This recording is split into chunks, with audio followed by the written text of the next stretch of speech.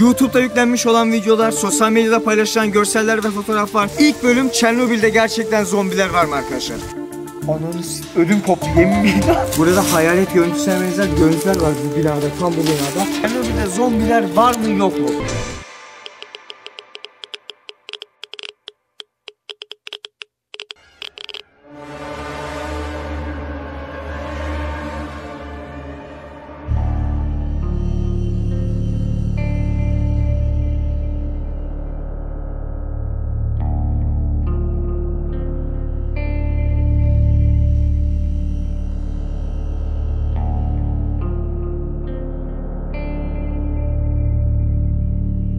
Arkadaşlar şu an kontrol noktasındayız ve birçok aracı geri çeviriyorlar. Arkamıza görmüş olduğunuz bütün araçlar geri çevrilmek için bekliyor.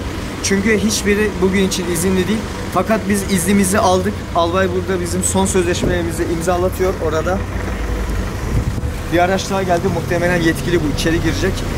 Bugün Çernobil'e giriyoruz ve çok özel bir günde giriyoruz. Çünkü yağmur yağıyor ve yağmurda yoğun miktarda radyasyon oranı var. Bu noktada değil ama Çernobil'in içinde yoğun miktarda radyasyon oranı var. Bakalım başımıza neler gelecek, ne gibi maceralara atılacağız ve ne gibi yerlere gireceğiz. Hep beraber görelim.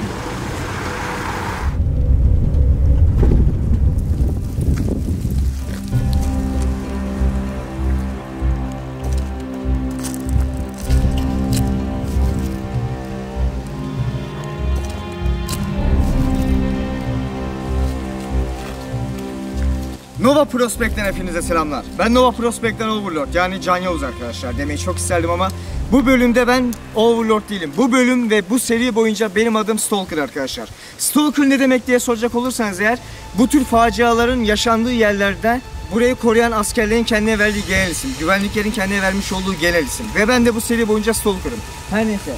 Bugün tam bir yıl aradan sonra yeniden Çernobil için askeri derecede izin aldık ve sizler için buraya geldik.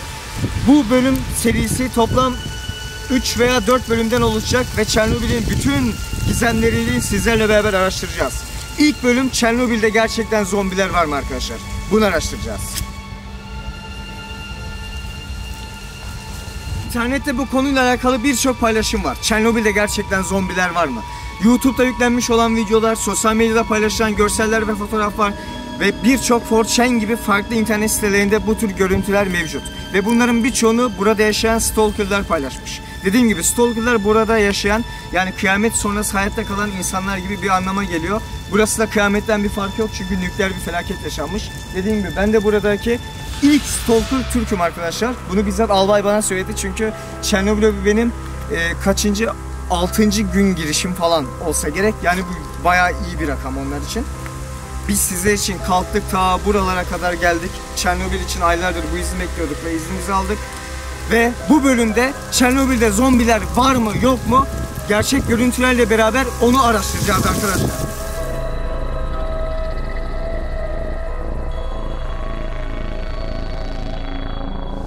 Elimizde bu zombilerle alakalı birçok görsel mevcut arkadaşlar.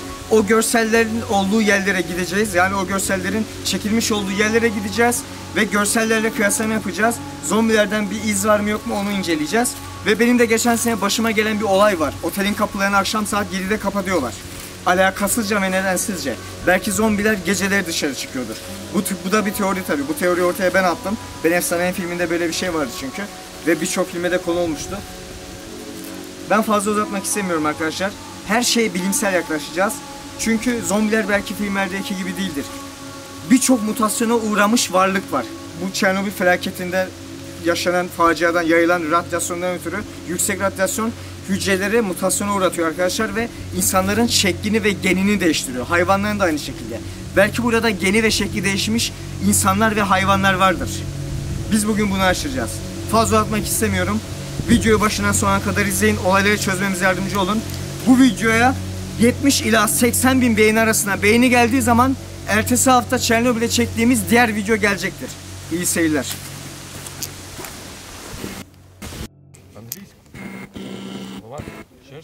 Benim anladığım kadarıyla şu an bizi buradan çıkarmaya çalışıyor. Olabilir. Sağ olsun bizim tercüman da yardımcı olmaya çalışıyor ama. Kapat en iyisi.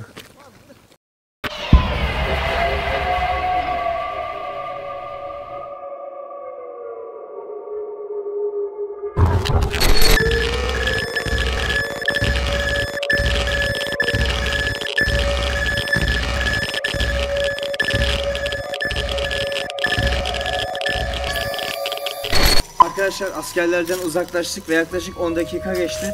Şu an yine terk edilmiş bir binanın önündeyiz. Videoya başlamadan önce şunu tekrar belirtmek istiyorum. Sizler için kalktık, ta buralara kadar geldik. Ayrıca buraya ikinci kez geldiğim için kanser olma riskim daha yüksek.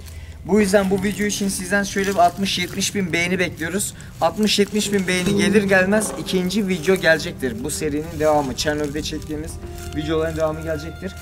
Rehber bu arada uzaklaştı. Biz bir şekilde bu evi ilan için göstermemiz lazım. Çünkü söylentilerden birisi burada. İzin vermiyor arkadaşlar çekim yapmamıza. Biz zombilerle alakalı video çekeceğiz dediğimizde izin vermemeye başladılar. Ben şahsen o tür şeylere normalde inanmıyorum. Fakat internette dolaşan görselleri ve görüntüleri gördükten sonra buna bir ihtimal verdim. Çok ciddiyim, hızlı ol. Sen hemen gir. Sen kadın geldiğinde sana söylerim, çıkarsın sen. İçeride eski Sovyetler Birliği Devlet Başkanı, Genel Sekreteri Nikita Khrushchev falan var. O da şunun kim olduğunu bilmiyorum. Bilen yorum yazarsa sevinirim, merak ettim. Belki de Pripyat'ın başbakanı gibi bir şey olabilir. Kadın var mı orada? Özellikle buraya girmenize izin vermedi. Hemen gir, hızlıca girsene. Tiyatro binası arkadaşlar. Hatırladın mı Alihan? Burası tiyatro. Buraya girenler var fakat tiyatro binasında birkaç zombi görüntüsü de var. Onu eğer bu koyabilirsek ekrana koyacağız. Kanka kadın bir şey demesiniz değil mi?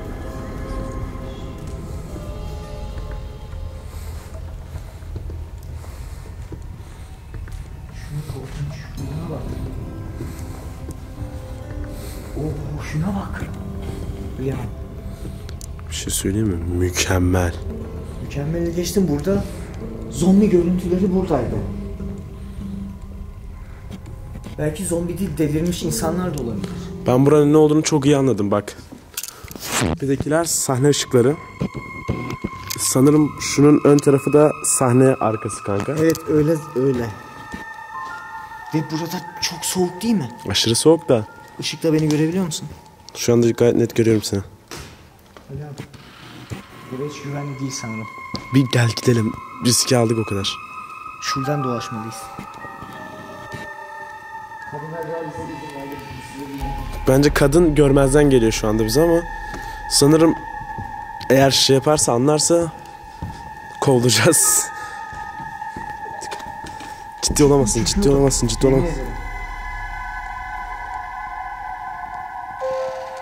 Buraya girmeyenlerden birisi arkadaşlar, zombi görüntülerinden birisi burada. Ve şu an o binanın içindeyiz. Belki de Çernobil patlamasından sonra radyasyon etkisiyle mutasyona uğramış yaşlı bir adam, yani burada kalıyor yaşlı insanlar. Kanka burası çok tehlikeli. Bence tehlikeli. Beni taşır mı? Beni taşımaz. Sallandı.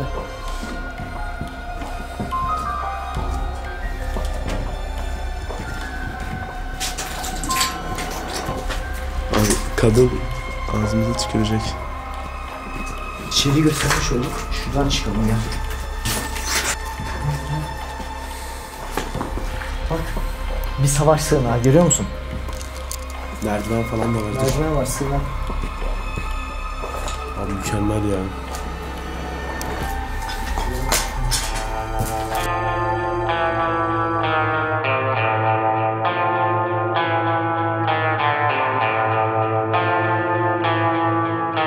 İçeri gördüğünüz hızlıca hemen çekip çıkmak zorunda kaldık. Çünkü geçen sene geldiğimizde bu sene geldiğimizde aslında çok büyük fark var. Askerler sürekli devreye geziyor ve binaların artık daha çok eskidiği için daha fazla çökme tehlikesi var. Bu yüzden insanların binaların içine girmesine izin vermiyorlar. Fakat bunun bir diğer nedeni de bu görüntülerin internette daha çok çoğalması da olabilir. Bunun yorumunu size bırakıyorum. İçeride belki bir şeyler harbiden olabilir değil mi Alihan? Pis bir leş kokusu vardı sanki. Kadın izin verse çok detaylı bakmak istiyorum da. Buraya her zaman gelemeyiz sonuçta.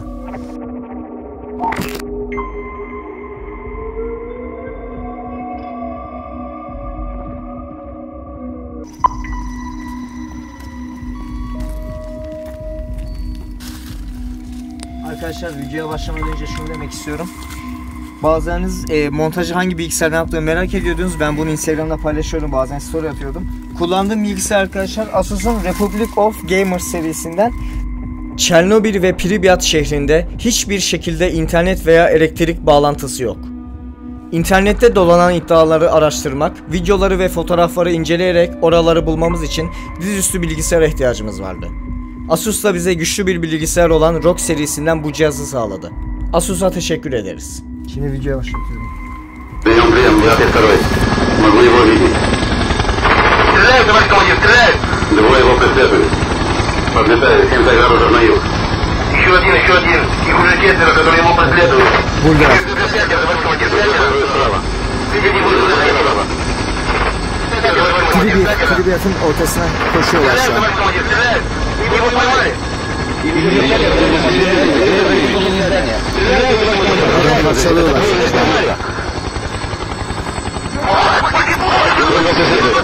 Benim parçaladım.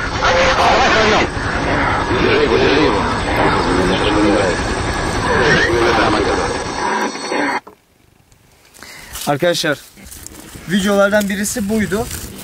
Şu an bulunduğumuz yerde çekildiği iddia ediliyor.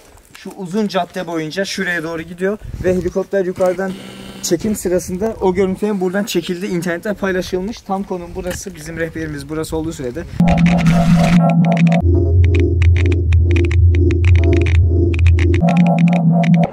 Kendisi kameraya çıkmak istemiyor ama oldukça o da şaşırmış. İlk defa bu görüntüyü görmüş ya da öyle iddia ediyor bize, tam bilemiyorum. Şimdi binalardan birisine gireceğiz. Başka bir görüntüyle eşleşen bina. Bakacağız orada zombilerle alakalı bir kalıntı var mı? Bu yolda üzerinden uzun bir zaman geçtiği için pek bir kalıntı kalmamış. Değil mi Alihan? Kesinlikle. Şu anda sanki doğanın kazandığı bir savaşın içerisindeyiz. Aynen öyle. Çernobil'e ikinci kez gelmek tüylerim diken diken etti. Ve burada uzun bir süre kalıp diğer vakaları da araştıracağız. Gel şimdi şuradaki binalara gidelim. Gel hadi gidelim.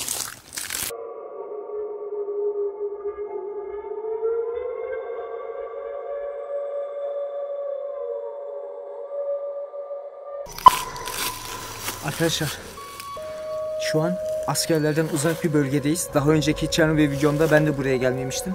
Ve şu an bizi görmezden geldiklerini söyler. Askerler gelirse biz karışmıyoruz eder. Biz de burası göze aldık. Arkamızda görmüş olduğunuz binaya gireceğiz. Burada da değişik bir hayalet görüntüsü yakalanmış. Onunla ilgili bir kalıntı var mı? Ona bakacağız. Buranın girişi nerede? Yani zamanımız çok az. Hiçbir fikrim yok da hızlı olmalıyız. Burada değişik böcekler var ve radyasyondan dolayı ısırmaları pek mantıklı olmaz. Doğru. Ya bir sinek ısırığı bile bizi öldürebilir. Onu demek istiyor. Bir de buranın girişi nerede? Bak binadan. Arkadaşlar şu önümde radyasyon ölçen bir cihaz var. Geçenki videomda da vardı. Binalardan birisinin içine gireceğiz. Daha demin önünden geçtiğimiz binalardan birisi. Burada hayalet görüntüsüne benzer görüntüler var bu binada, tam bu binada. Şimdi içine gireceğiz. Fazla radyasyon bölgesine girmeden şu cihaz sayesinde radyasyon bölgelerini ölçüp girmemeye çalışacağız. Biraz heyecanlı konuşuyorum çünkü askerler peşimizde, ciddi anlamda peşimizdeler. Hiç bu kadar büyük bir risk almamıştım. Kanser olma riski bir yandan, tutuklanma riski bir yandan. Buraya girmek legal değil arkadaşlar. Kesinlikle legal değil. Bir gün olur da Çernobil'e gelirseniz bir binaya girmeyin. Risk almayın. Şey diyeceğim, Can bu evler şey değil mi? O ses ne? Gel koş, o ses. Siktir koş. Duydun mu? Burada sivil yok. Saat 4.30'u geçtikten sonra saat 7'de de oteli kapatıyorlar. İnsanlara video çıkarmak için elim ayağım titriyor. Baksana. Arkadaşlar hadi fazla vaktimiz yok. Hayaletin olduğu katı bulmaya çalışalım. Can şey diyeceğim sana. Bu evler şey değil mi? Çernobil'de çalışan insanların, işçiler için yapılan ev değil mi bunlar? Evet, hadi. Hepsi onun için birbirine çok benziyor. Şuraya bak. Bütün eşyalar olduğu gibi terk edilmiş. Işık açalım mı? Yok net görünüyor mu? Var mı ışığımız? Telefon flaşını açacağız mecbur. Arabadan çünkü polislere yakalanmak için hızlı geldik. Al.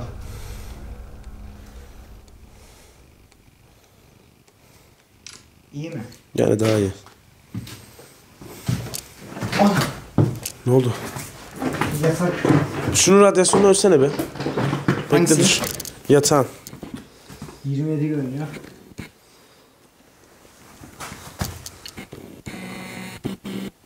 ...27 radyasyon. 26. Burada radyasyon yok. Çok az var. Var. Az var. Ama çok Var da az. az. Banyo bak.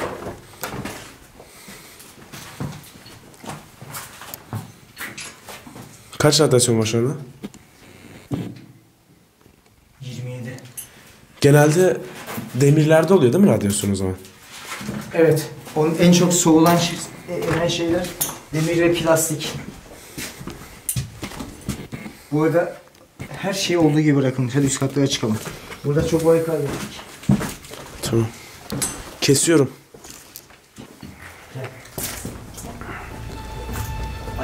Üst kata çıktıkça başımın ağrısı daha çok hissediyor. Radyasyon da artıyor kanka zaten.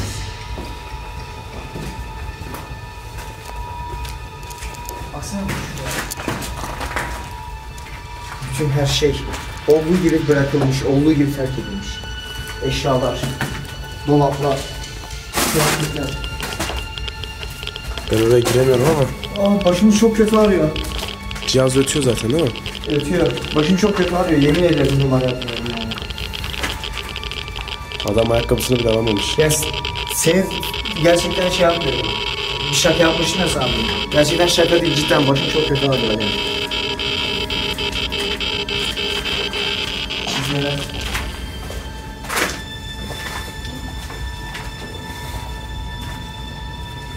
Bir üst kattaydı galiba. Arkadaşlar, şunu demek istiyorum. Bu videodaki amacımız bizim internette yakalanmış bazı görüntüler var. Çernobil'den olduğu iddia ediliyor. Gerçek olduğu iddia ediliyor. Bunlardan birkaçı zombilerle alakalı, birkaçı hayaletlerle alakalı, birkaçı da faciada burada ölen çocuklarla alakalı. Güya çocuklar burada Tarzan gibi büyümüş. Böyle değişik bir şekilde vücutları radyasyondan dolayı mutasyona uğramış ve farklı farklı formlarda buralarda dolandıkları söyleniyor. Ve buranın havasıyla besleniyorlarmış. Öyle iddialar var. Hangi? Sağ mı sol mu?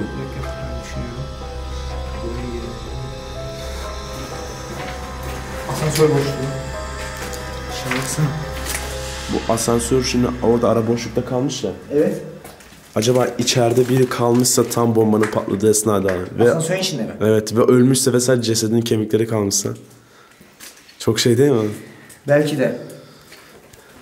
Şu an belki biri saçsa ulaşabilir. Ama biz öyle bir şeye müdahale olmayalım. Çünkü biliyorsun yeraltı sığınaklarında bir ceset bulmuştuk ve Başımız belaya girdi daha önce. Burası mı? Elimle koymuş gibi buldum aynen. Girelim. Ne var? Alem burası o internette çok lafı dönen hayaletli oda. Burada kalan stalkerlardan birisi karşıdan geçerken buranın fotoğrafını çekmiş ve burada merdivenden yukarı çıkarken bahsettiğim şey var ya, mutasyon uğramış çocuklar. Onlardan birini gördüğünü iddia etmiş. Yani bunu ben söylemiyorum. Bu sadece bir iddia. Gerçek de olabilir, olmayabilir. Biz sadece onların görüldüğü yerleri incelemeye geldik buraya tekrar sizler için. Ve gerçekten başım şu an inanılmaz derecede ağrıyor. Pripyat hakkında isterseniz size ufak bir bilgi vereyim arkadaşlar bu şehir hakkında. Hadi kendine gel başladım. Çok mu ağrıyor? Çok ağrıyor, çok kötü oldum bu arkadaşlar. Yemin ederim arkadaşlar, numara yapmıyorum yani. Bazen Alihan'ı panik yapmak için yapıyordum ya, cidden çok kötü. Onun gözlerini doldu lan, yemin ederim. Tamam, bu hakkında bilgi Kanka bitirelim artık, benim de kemiklerim sızlıyor ya. Bu hakkında bilgi vereceğim arkadaşlar. Burası Çernobil nükleer reaktöründe çalışan işçiler için kurulmuş büyük bir şehir. Çok büyük bir şehir. Pripyat şehri. Çernobil reaktöründe çalışan insanlar için kurulmuş.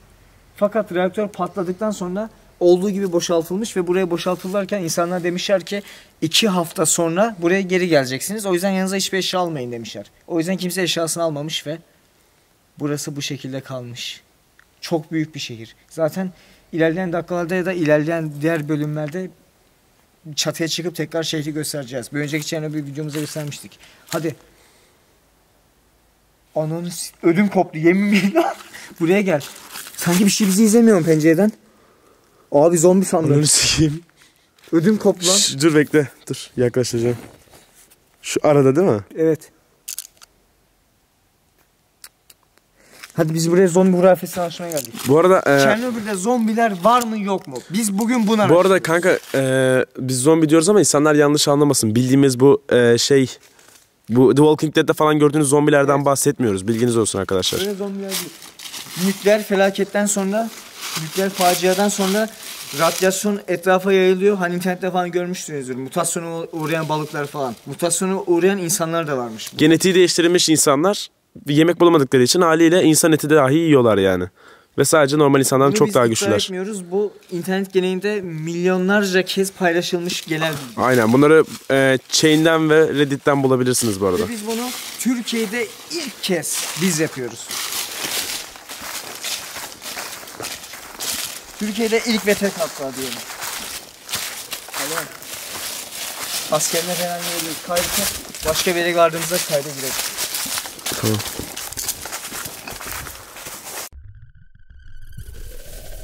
Efendim? Ne? Oğlum şey çekiyorum. Ara sahne çekiyorum. Dur. Ara sahne çekiyorum. Neredesin? Gel bekle, biraz ara sahne çekeyim. Şey için, belgesel için. Bir dakika.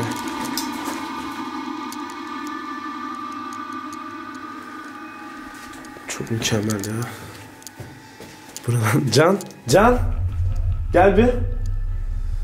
Kanka kapı var da kapalı. Kapı kapalı, gel. Biz asıl buralara bakmalıyız lan. Üst kattayım, çık. Kanser olacağım burada. Başım çok ağrıyor. Kanka benim de başım ağrıyor da, kemiklerim sızlıyor da. Maskeyi açacağım biraz. Gel aç şurayı. Benim ellerim dolu. Bir elimde ışık, bir elimde kamera var. Açmasak mı lan? Ne olacak oğlum, aç işte. Baba ceset falan çıkarsa Bir şey olmaz. korkuyorum. Ben de korkuyorum. Korkusam sana açtırmam. Aç. Bir şey yok oğlum. Burada boş daire herhalde. Buraya sürülmemiş lan sanki. Mutfak falan var. Boş.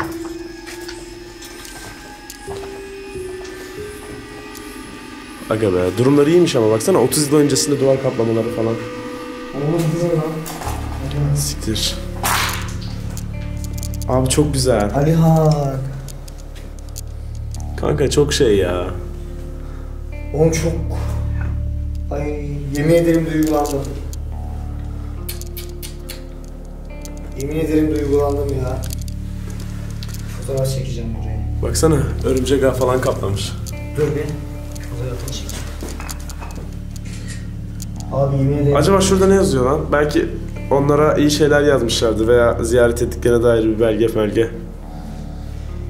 Ailesi ölmüş muhtemelen Çernobil faciasında ya da bir akrabaları ölmüş. Muhtemelen. Bir de buradan çıkalım. Çok bozuldum ama ya.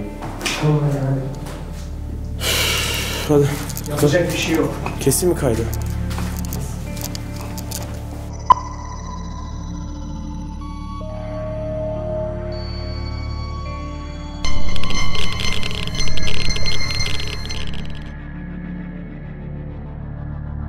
Arkadaşlar hatırlarsanız size bu otelin kepenklerinin akşam saat 7 veya 10 arasında kapatıldığından bahsetmiştim. Geçen sene de biz buraya geldiğimizde saat 10 civarında kapatılmıştı ve saat 7'de dışarı çıkışlar katiyen yasaktı.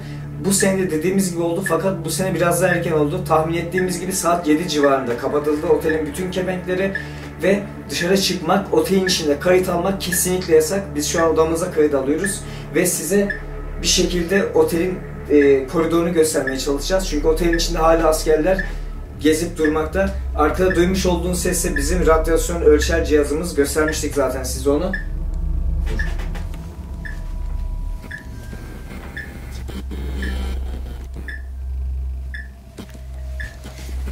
Bu iddiamızı doğrular nitelikte bence.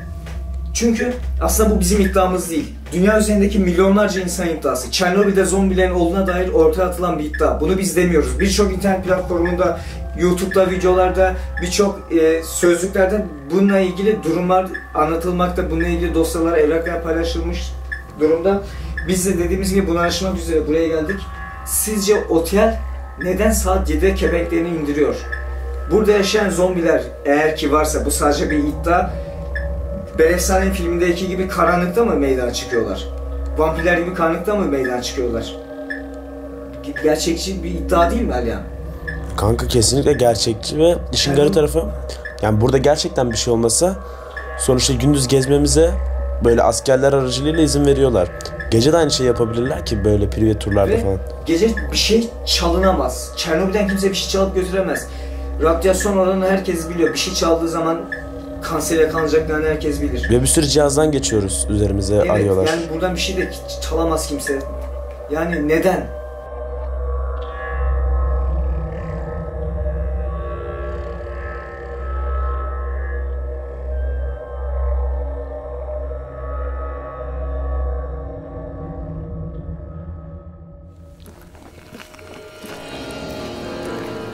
Arkadaşlar birkaç dakikalığına izin alabildik. Şimdi buraya gireceğiz. İkinci gündeyiz. Zombi videosunun ilk bölümünün ikinci gündeyiz. Çernobil zombilerinin ilk videosunun ikinci gününe devam ediyoruz. Gece zaten otelde gösterdik size. Otelinde çıkış yapamadığımızı falan. Şimdi görsellerden birisi burada alınmış. Bu binada kapılardan zombilerin çıktığını falan iddia etmişler. Biz de zombilerle alakalı bir iz var mı yok mu? İlk bölümü burada çekeceğiz ve zombilerin ilk bölümünü bitireceğiz. Haftaya da başka bir Çernobil bölümü gelecek. Alihan gel bakalım Çernobil'e. Bu arada bunların tamamı boru hatları. Yerden termal enerjiyle ısıtıyorlar burayı. Hem yerleri ısıtıp karda etmek için hem de binanın içini ısısını yükseltmek için.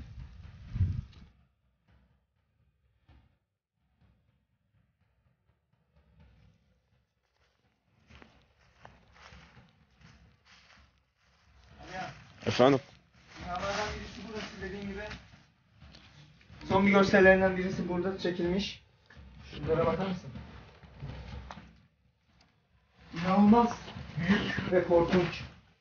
İçim ürperdi ve pis bir koku var yoğun şekilde. Radyasyon kokusuna çok benziyor. Kamera bile bozuluyor biliyor musun burada? Normalde Radyasyondan değil mi? aynen, normalde arkadaşlar kameramız çok kaliteli bir kamera olmasına rağmen burada böyle sürekli blurlaşıyor. Sakın bizden kaynaklı olduğunu bir şey düşünmeyin. Radyasyonla alakalı. Bizim kameranın blurlaşmadığı, mesela Stitch'in videosunu çektiğimiz videoya açıp bakabilirsiniz. Blurlaşmıyor ama buraya geldiğimizden biri var. Sürekli netliyorum o yüzden. Şuraya bak.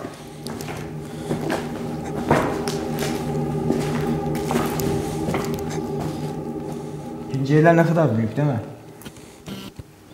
Burada zombi kalıntısı veya bir hayalet kalıntısı nasıl olabilir? Vallahi bilmiyorum kanka da burası resmen hapishane gibi bir şey. Değil mi? Baya hapishane yani. Peşimizde albaylar dolaşıyor bu arada. Albay ve tercümanımız tartışıyordu. Fazla çünkü ileri gittik. Burada henüz bu alanın videosunu çeken yokmuş dünyada. National Geographic bile girip çekmemiş yani. Biz bir ilkiz. Ve Türk olarak bunu çekmekten gurur duyuyoruz. Fakat zombilerle alakalı burada nasıl bir kalıntı olabilir? Alihan, biz buraya zombileri araştırmaya geldik. İlk bölümümüz zombiler. Hiç sence ihtimal var mı o görselin gerçek olması? Şuraya bak. Duvarlarda... Oha. Şunlar ne? Ne? Desenler ne? Bilmiyorum. Aa bak şunları da. Aynen işte onları söylüyorum. Sanki askerler varmış gibi. Evet. Yukarıda da bak büyük bir kafa varmış da şurada kopmuş gibi yerinden.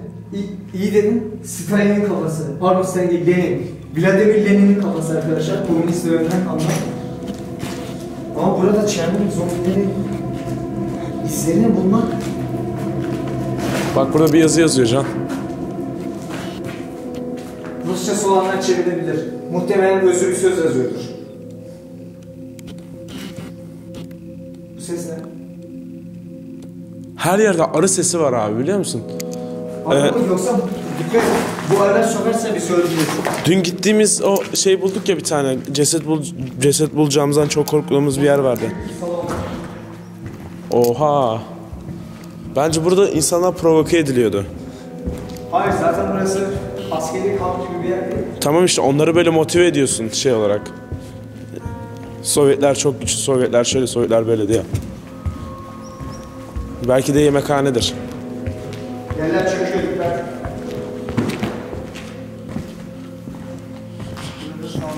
Yerleri sağlam değil. Sağlam masalar var.